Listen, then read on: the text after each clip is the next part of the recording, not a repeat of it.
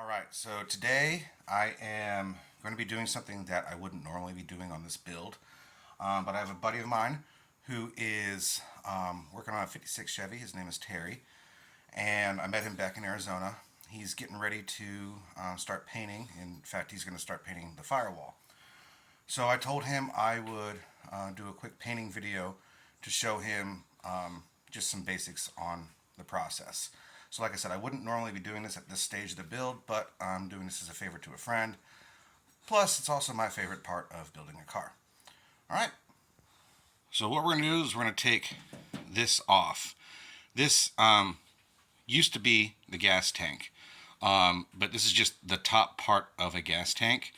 The original one that was for this car I sold because I know they don't reproduce gas tanks for these Model A's, so I went ahead and sold that to someone who was doing an original restoration, and I just bought the top portion of one off of eBay because I didn't want to ruin something that somebody could use. So I got something that was ready in the state I needed it, and I ordered it. Okay, so I have the part off, and I wouldn't normally do this, but as you can see, I've had some greasy parts sitting on this, and I want to get rid of it. So you can see a little bit of oil right there. So what I'm going to do is I'm going to wash it with some Dawn dish soap and water and then wipe it down. Alright, here we go.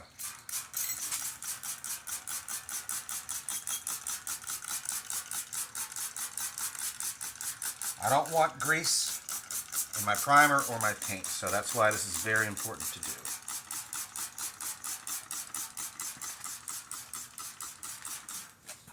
Clean rag.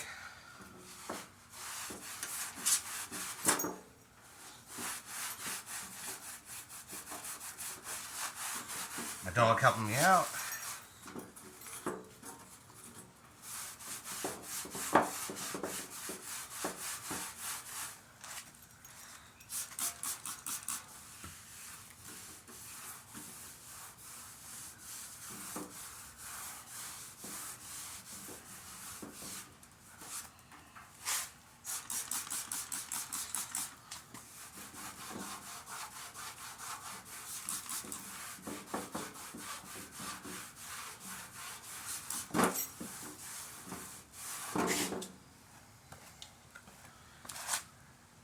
Okay, so for the most part, this body panel is pretty straight, but I'm going to go ahead and start sanding with 400 grit, and I'm going to start finding my low spots. And I'm still going to be using my Dawn dish soap.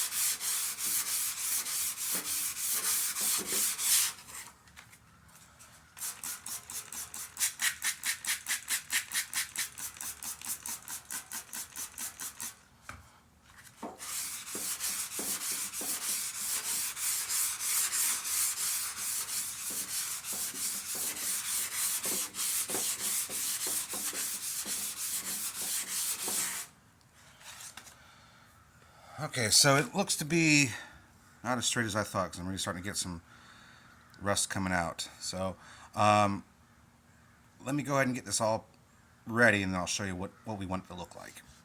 Alright, so I actually ended up having to switch to 220. It was a little bit rougher than I thought.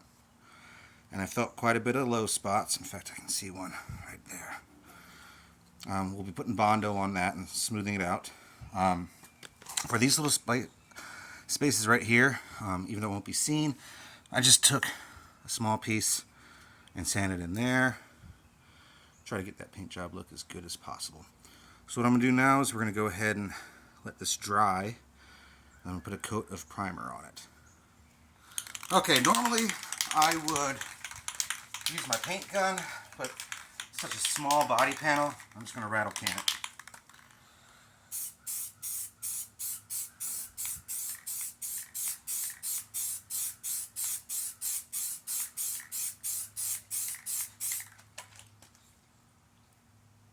Okay, I just got the primer on, and it's probably hard to see here in the camera. I'm trying to catch the light just right. But there is a low spot right there.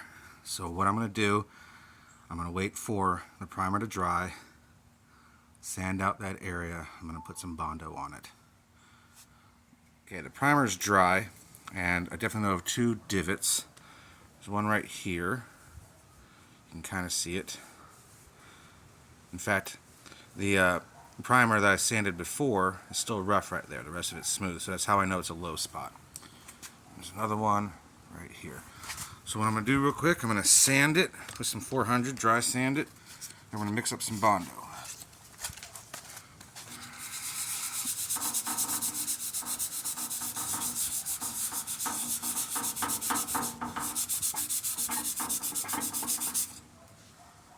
Okay, I'm going to mix this Bondo not as hard as I normally do so I can have more time to work with it since I am shooting this video. So I take like an old box for like a beer box, all that.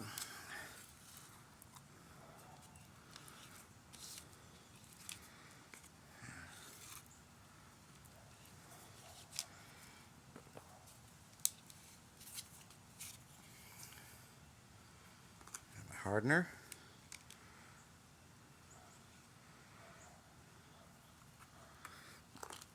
Start mixing it up.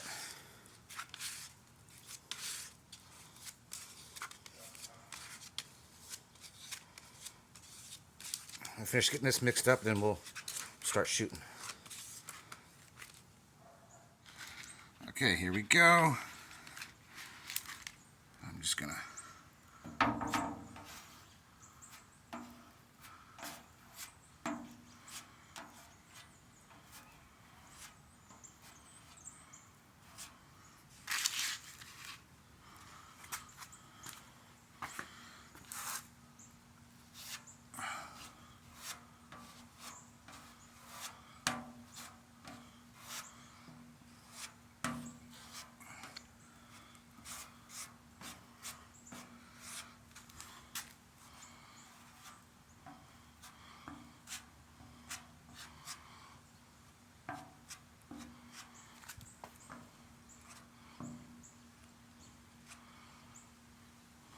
leave your squeegee like this, because when it hardens, it's easier to break off. And we're just going to let all that harden and we'll sand it. So it's hardened. I can see here there's still a little bit of a divot. So we're going to sand it down, do another coat of Bondo on this side.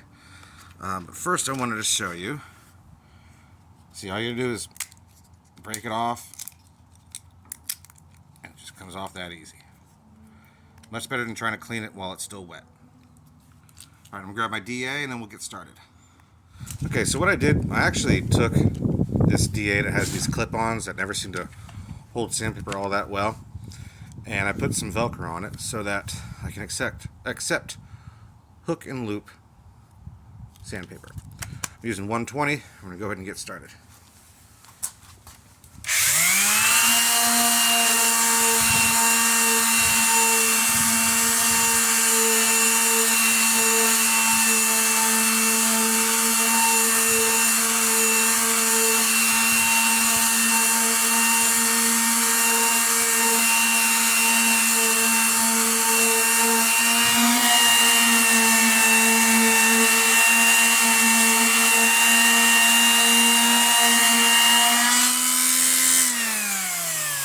Go ahead and finish this up.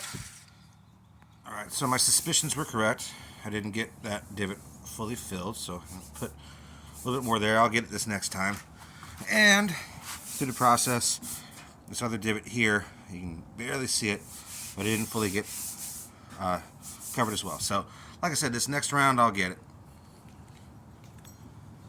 Alright, so as you can see, I mixed it quite a bit darker this time around. And that's for two reasons. One, so that I can harden quicker, so I can start sanding it. And also so that I can see where my previous application is and where my new one is when I sand it down to smooth it out. Okay, so you can see I sanded down that second coat of Bondo, and then I sprayed some black primer on it. I did that for reasons, because black shows every imperfection. And you can see I did not get it down all the way. So I'm going to go ahead and sand it some more. we'll see where we are from there. Alright, got the spots flattened out, and I put more primer on top of it. Now I've already wet sanded with 400 over here. Smooth things out. Start wet sanding over here. I'm not going to show that because this video is getting longer than I expected it to be. So I just want to show you real quick. You'd be tempted to like dig an end in and all that, but no, you have to keep this flat on the surface, okay? And notice I'm going to go straight up and down, but my block is at an angle. So I go up and down like this.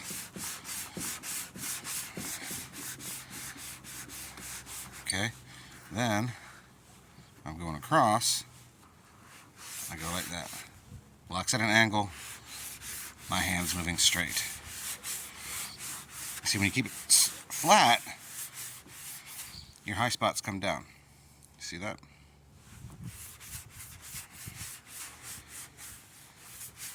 And they all get evened out. Okay, if you're tired of sanding right now, most people are, but we're not done yet. Now what we're going to do is, see these little divots here? What we're going to do is we're going to fill that up with spot putty or glaze putty. Okay, so I moved inside. This is our glazing or spot putty. Okay, now this is just for those minor little scratches that you'll see in your surface. Okay, this is not fill the big stuff like Bondo. It applies like Bondo. It doesn't mix. It comes pre-mixed. It does take a little bit longer to harden.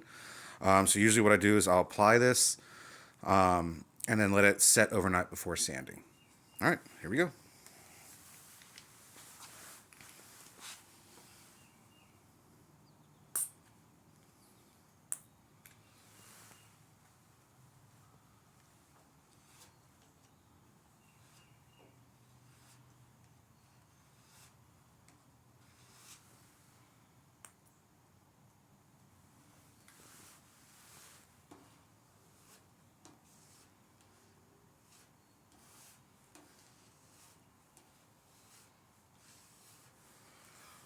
We'll go ahead and finish this up. Right, so that's it all applied. Like I said, I'm going to let this harden overnight, and then I'm going to sand it. Then after I sand that, then I'm going to go ahead and prime it. Then we'll sand one more time, then we'll be ready for paint. All right, so I'll see you in a day. You guys will be the next cut for you. Here we are next day. The spot putty, glazing putty, dried, hardened, and I wet sanded it. I first went with my block with 120, then 220. And as you can see here, that Bondo was still a little raised, so I flattened that out. And so next is, yes, another coat of primer. Then I'll wet sand with 400. Then we'll be ready for paint. In theory, as long as I don't notice any problems with it. Alright, so got the final coat of primer on. And I've made a decision as far as this video is concerned. I was originally going to go all the way to paint and then buffing and all that. But already looking at how much I've already shot, and I've already cut out a lot, I decided I'm going to do this in 2 parts. So this is the end of this video where we get to the primer right before paint, and then I will shoot a second video, or I'll have a second video up shortly after this, of prepping this, sanding this one final time before painting, gun cleaning, and then buffing. Alright, so look for the second part of this, and after I have the second video shot, I will put a link to it in this description as well, so you can easily find it. Alright, well, thanks, and I'll see you in the next video.